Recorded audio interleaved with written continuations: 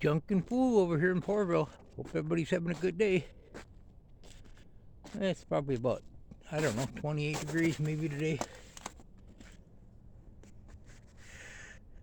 Seems like we always got projects going here. I think I gotta put a new valve cover gasket on this. This is the Allis-Chalmers 940. Just put the new solenoid on there and that fancy bypass. They had a copper thing on there. It was all reamed up. Connect the solenoid to the starter. It was all, the holes are really big. It was kind of an issue ever since I picked this thing up. So yeah, this thing, we bought it and it had the injection pump rebuilt. Messed around with it, couldn't get no fuel. Replaced the bell housing. Tracked all over a bunch of different states and calling people and they didn't have it, and asked if they knew of anybody that might, and finally Debbie actually found somebody that had it, had them ship it to us. But this is a beast. So we buy stuff non-running over here in Porterville. Got a snow pusher on it. Of course, when it snows next time, we're not going to be using this. We're probably going to be using a shovel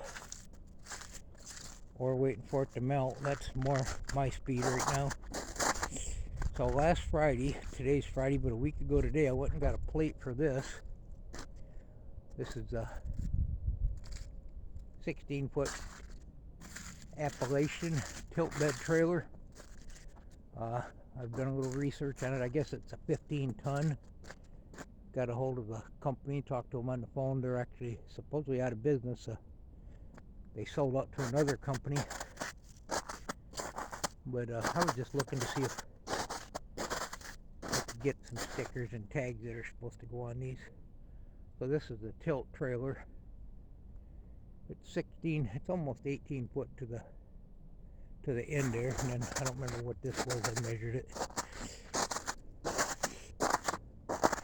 So yeah, it's been, we really got a lot of rain last night. It's been really cold.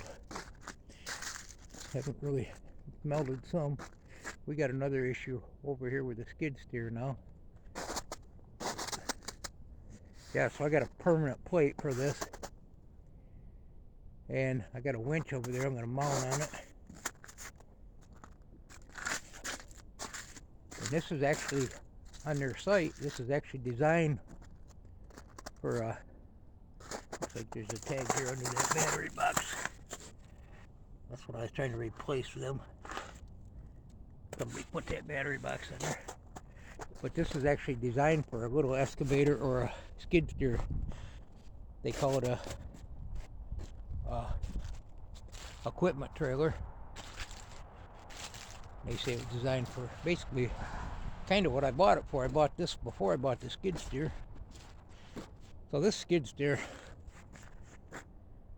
might be looking a little rough right now, but it's still a pretty nice machine. I come out the other day and started it, let it warm up a little bit, went in for a while and come back out and went to move it, and the one wheels didn't drive.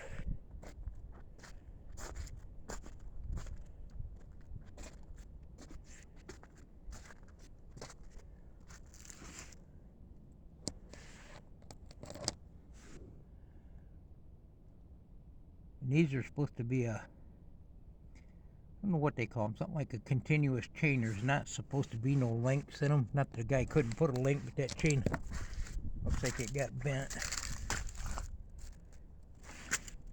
I priced the chain's about 80 bucks. But figuring out how to get it in here, apparently I got to pull these off. I got it apart. That's got some water in parts, but what happened was this was clear full of ice and water, and these covers right here, there's one on the front and back on both sides, and they leak and fill up with water. So you got to make sure you seal them. Well, I thought they were sealed good when I bought it. Of course I didn't check it, but I pulled well, there's one of what's left. I pulled chunks of ice bigger than my fist out of here. Lifted the bucket up. It's got a locking pin. I was sitting in here with no seat. But yeah, that chain drives off that pump for this side. The other side works fine, but of course you got to have both wheels to use it. Sprocket in there. So I got to get all this cleaned out. That's why I wasn't worried about a little rain getting in there. It was full of ice. And I pulled quite a few big old chunks out of there. So I'm going to come out and pull these. I'm going to try to see if I can just pull one off and loosen the chain. And then probably have to pull that one off. See how much slack I can get in that chain and see if I can figure out. Because that thing is up in there. I pulled that out. That's already been out and setting back in there. Something I didn't want to do. The sprockets, from what I can see, they still look good, so hopefully it ain't nothing too terrible. I got the floor out of here. It needs to be power washed. These are what them covers look like. I got that one off. I just stuck the wing nut from this side so I didn't lose it on there. I'm going to clean it all up and put it back together. But yeah, I was lifting that up and had the tires out the other side. I was sitting inside there and it went up quite a ways. Debbie was putting a pin in it. I told her to stay back a minute because it was acting like it was a little out of balance. So these wheels, this one needs to be tightened a little bit too. So I'm going to adjust this side too right when I get everything back together. There's no using it like that, so it's going to be fixed. But yeah, my plan is to use it with that trailer there. I got some work I want to do with the old building over there. Not right away, but I want to get it going. So if we get a snowstorm, I could probably get the backhoe running. That thing needs a bunch of hydraulic cylinders rebuilt. I'm going to be getting to them someday, or not. I need to. They're bad. And that wheel loader is almost where I could use it. I got to figure out a power source to make sure I'm getting fuel. But anyway, take a stroll over this way. It's a little cold. My fingers are getting cold.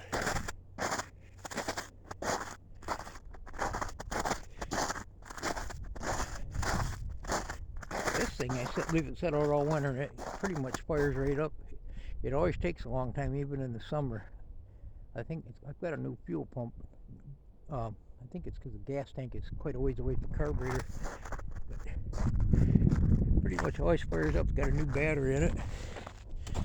It probably won't. Now, I had a weed eater and I left it out every year and it snowed and it would always fire right up. And one year I thought I'm just going to cover that up. So I covered it up real good. And that next year I had to tear it all apart to get it started.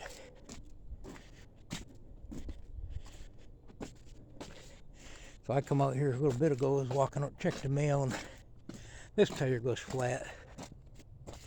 But I looked right here, I cleaned them up. No, but there's a big old pile of roofing nails. I cleaned them up, put them in my metal container. I think the nails must have fell out of something I brought up here.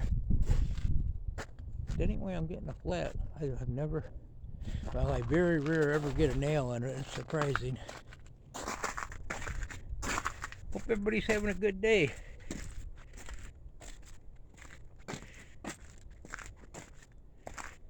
So the price, they told us the other day, $190 a ton. I got that cab over there behind the dump truck. I'm going to put that in, take it in, but then the skid steer decided to have an issue. Something about mechanical stuff. I was out here a little while ago, got some heat going. You can see I've been getting right on cleaning this. Well, I thought about it.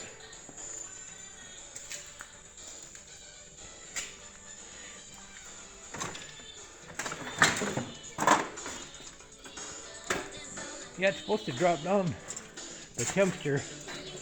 I did light this, so I'll see if it's burning. Not so good. Feel the heat coming off that thing. I thought that'd be burning pretty good, but no. put some of the sawdust where I had an oil spill. Greta, come over knocking on the door. I said, I'll get ready and clean it up. They clean that, not sawdust, ashes. They clean them ashes. Somebody said that works good to clean up oil spills.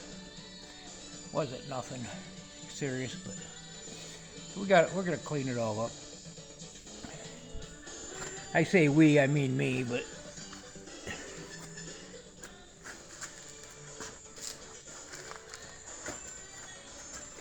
I hadn't done a video in a while. Thought I'd do a video. Hope everybody can hear this okay. What a mess.